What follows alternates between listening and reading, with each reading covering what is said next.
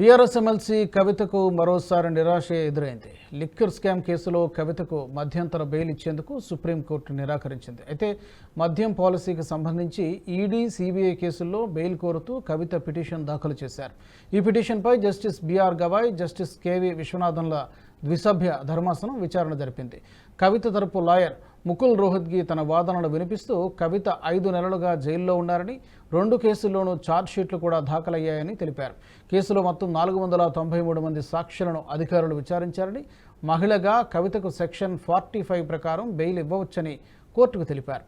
కవిత తరపు లాయర్ వాదనలు విన్న కోర్టు ప్రతివాదులకు నోటీసులు జారీ చేశారు. ఈ కేసుకు సంబంధించి తమ వాదనలు వినిపించాలని కోరింది. ఈ మేరకు వాదోపవాదాల అనంతరమే నిర్ణయం తీసుకుంటామని వెల్లడించారు. తదుపరి విచారణను ఆగస్టు 20కి వాయిదా వేశారు.